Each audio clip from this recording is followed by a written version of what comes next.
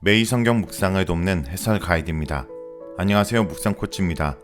함께 읽고 나눌 말씀은 사사기 9장 22절에서 45절까지 말씀입니다. 오늘 말씀은 아비멜렉이 세겜에서 왕이 된 지 3년 만에 세겜 사람들이 아비멜렉을 배반하는 내용입니다. 결국 세겜과 아비멜렉은 전쟁을 하게 되었고, 이 와중에 가알은 도망가고 세겜 사람들은 아비멜렉에게 철저히 패배하게 됩니다. 이 단락은 아비멜렉의 왕권이 어떻게 몰락하는지를 잘 보여줍니다. 22절에서 25절 읽겠습니다. 아비멜렉이 이스라엘을 다스린 지 3년에 하나님이 아비멜렉과 세겜 사람들 사이에 악한 영을 보내심에 세겜 사람들이 아비멜렉을 배반하였으니 이는 여룻바알의 아들 70명에게 저지른 포악한 일을 갚되 그들을 죽여 피 흘린 죄를 그들의 형제 아비멜렉과 아비멜렉의 손을 도와 그의 형제들을 죽게 한 세겜 사람들에게로 돌아가게 하심이라. 세겜 사람들이 산들의 꼭대기에 사람을 매복시켜 아비멜렉을 엿보게 하고 그 길로 지나가는 모든 자를 다 강탈하게 하니 어떤 사람이 그것을 아비멜렉에게 알리니라. 아비멜렉은 이스라엘을 3년 동안 다스렸습니다. 그런데 여기서 다스리다라는 의미는 일반적인 단어인 마샬 대신 사르르라는 단어를 사용하는데, 이 단어는 기본적으로 왕자로서 행동하다 혹은 왕자로서 다스린다 라는 의미입니다. 이런 표현을 통해서 아비멜렉을 왕이 아닌 왕자 정도로 여긴 것으로 보입니다. 23절에서 세겜 주민이 아비멜렉을 배반한 것에 대해 여룻바알의 아들 70명을 죽인 것에 대한 피 흘림의 복수를 아비멜렉과 세겜 사람들에게 하기 위해 하나님이 악한 영을 보내셨기 때문이라고 말합니다. 이것은 이스라엘을 구원하기 위해 사사들에게 하나님의 영을 보낸 것과 대조로 보입니다. 이런 설명을 통해 세겜의 반란은 단순한 인과응보가 아닌 무지한 피를 흘린 것에 대한 하나님의 보응이라는 것을 알려줍니다. 25절은 구체적 배반 행위를 설명하는 부분으로 세겜 사람들이 아비멜렉을 엿보며 길에 다니는 사람들을 대상으로 강도질을 하였습니다. 아비멜렉의 눈치를 보면서 불법적인 일을 저지른 것은 아비멜렉의 지도에 도전한다는 의미입니다. 그리고 세겜 사람들이 자신에게 반기를 들고 있다는 사실이 아비멜렉에게도 알려집니다. 다음은 26절에서 33절 읽겠습니다. 에벳의 아들 가알이 그의 형제와 더불어 세겜에 이르니 세겜 사람들이 그를 신뢰하니라. 그들이 밭에서 포도를 거두어다가 밟아 짜서 연회를 베풀고 그들의 신당에 들어가서 먹고 마시며 아비멜렉을 저주하니 에벳의 아들 가알이 이르되 아비멜렉은 누구며 세겜은 누구이기에 우리가 아비멜렉을 섬기리요. 그가 여룻바알의 아들이 아니냐. 그의 신복은 스불이 아니냐. 차라리 세겜의 아버지 하몰의 후손을 섬길 것이라. 우리가 어찌 아비멜렉을 섬기리요. 이 백성이 내 수하에 있었더라면 내가 아비멜렉을 제거하였으리라 하고 아비멜렉에게 이르되 내 군대를 증원에서 나오라 하니라. 그 성읍의 방백 스볼이 에벳의 아들 가알의 말을 듣고 노하여 사자들을 아비멜렉에게 가만히 보내어 이르되 보소서 에벳의 아들 가알과 그의 형제들이 세겜에 이르러 그 성읍이 당신을 대적하게 하니 당신은 당신과 함께 있는 백성과 더불어 밤에 일어나 밭에 매복하였다가 아침에 뜰 때 당신이 일찍 일어나 이 성읍을 엄습하면 가알 및 그와 함께 있는 백성이 나와서 당신을 대적하리니 당신은 기회를 모아 그에게 행하소서 하니. 26절에서 29절은 가알을 신뢰하는 세겜 사람들에 대한 내용입니다. 이때까지는 세겜 사람 일부가 아비멜렉을 괴롭히는 정도였지만 가알의 등장으로 반란이 구체화되고 있습니다. 가알은 에벳의 아들로만 소개되며 어느 지파인지 어느 민족인지 전혀 알려주고 있진 않습니다. 여기서 에벳은 종이란 뜻이며 직역함은 종의 아들입니다.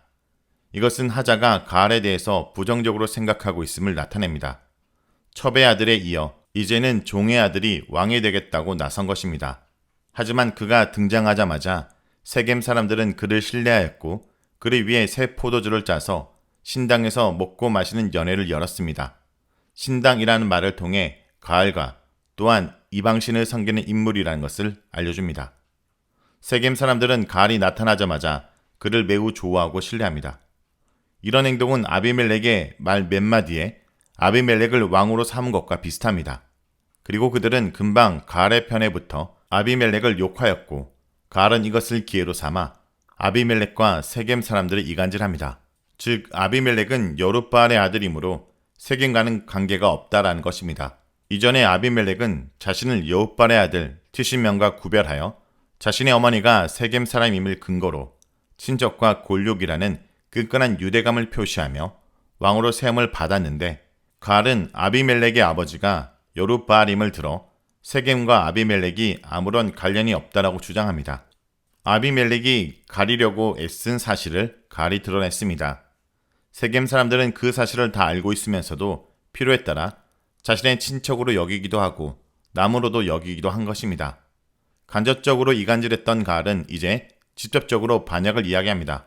이 백성이 자신의 손에 있으면 자신이 아비멜렉을 제거하겠다라고 하면서 아비멜렉에게 군대를 더 많이 만들어 자신에게 덤비라고 야유합니다. 이렇게 아비멜렉에 대한 도전과 비난을 통해 가알은 점차 세겜에서 자신의 세력을 얻어갔는데 이것은 아비멜렉이 세겜에서 세력을 얻은 방법과 유사합니다. 30절에서 33절은 아비멜렉의 가알의 공격을 알리는 내용입니다. 이런 세겜과 가알의 동향을 스불이 아비멜렉에게 알려줍니다. 스불은 30절에서 세겜의 방백이라고 소개되었는데 가알은 28절에서 그를 아비멜렉의 신복이라 부르면서도 그와 아비멜렉 사이를 이간질하여 자신의 편으로 만들기 위해 그를 연애에 부릅니다. 그런데 이런 생각과 달리 스불은 아비멜렉에게 가알과 세겜의 동향뿐 아니라 어떻게 전쟁을 해야 할지 작전까지도 알려주면서 아비멜렉에게 가알의 전쟁을 준비하라고 조언합니다. 아비멜렉은 세겜의 전폭적인 지지로 왕이 되었는데 이제는 하나님의 개입하심으로 세겜이 아비멜렉을 대적하여 전쟁을 하는 지경에 이른 것입니다. 다음은 34절에서 45절 읽겠습니다. 아비멜렉과 그와 함께하는 모든 백성이 밤에 일어나 네 때로 나누어 세겜에 맞서 매복하였더니 에벳의 아들 가알이 나와서 성읍 문 입구에 설 때에 아비멜렉과 그와 함께 있는 백성이 매복하였던 곳에서 일어난지라. 가알이 그 백성을 보고 스불에게 이르되 보라, 백성이 산 꼭대기에서부터 내려오는도다 하니 스불이 그에게 이르되 내가 산 그림자를 사람으로 보았느니라 하는지라. 가알이 다시 말하여 이르되 보라, 백성이 바가운 데로 따라 내려오고 또 한때는 무오느님 상수리 나무 길을 따라 오는도다 하니 스불이 그에게 이르되 내가 전에 말하기를 아비멜렉이 누구기에 우리가 그를 섬기리요 하던 그 입이 이제 어디 있느냐. 이들이 내가 업신여기던 그 백성이 아니냐. 청하노니 이제 나가서 그들과 싸우라 하니 가알이 세겜 사람들보다 앞에 서서 나가 아말렉과 싸우다가 아말렉이 그를 추격하니 그 앞에서 도망하였고 부상하여 엎드린 자가 많아 성문 입구까지 이르렀더라.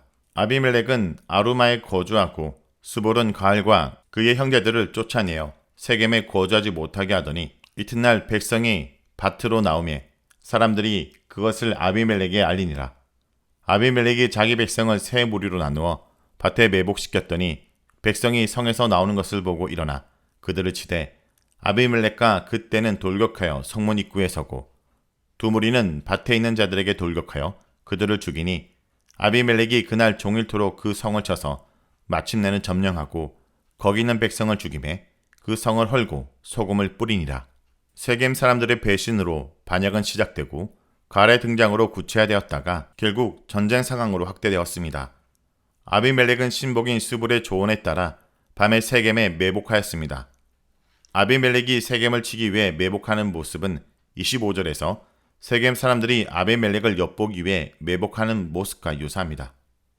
이것은 둘의 상황이 역전되어 엿보고 공격을 하던 세겜 사람들이 오히려 매복과 공격의 대상이 된 것입니다.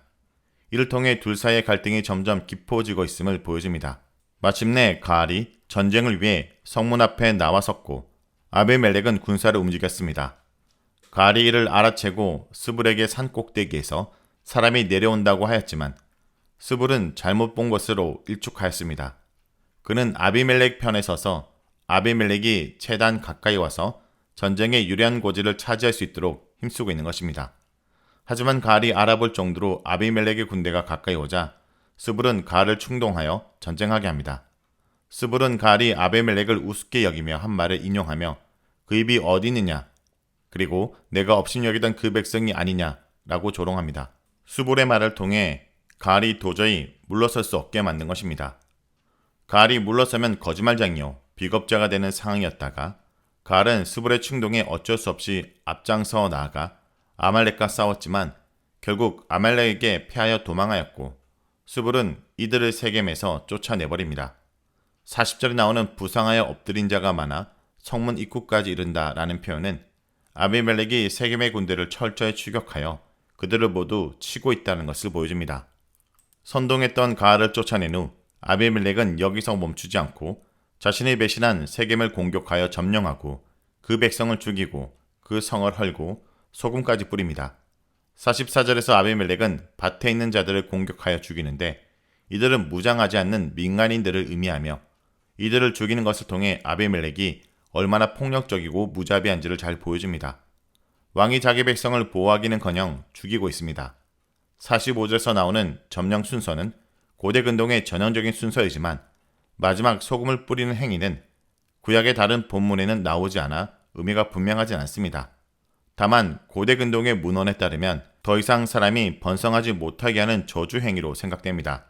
이렇게 아비멜렉은 자신을 배신한 세겜에게 철저하게 복수하였습니다. 이렇게 폭력으로 일어선 지도자는 결국 자기 백성도 폭력으로 대한다는 것을 잘 보여주며 또한 하나님께서는 불의하게 일어선 지도자와 그를 지지하고 세운 사람들에게 그 죄를 물으신다는 것을 보여줍니다.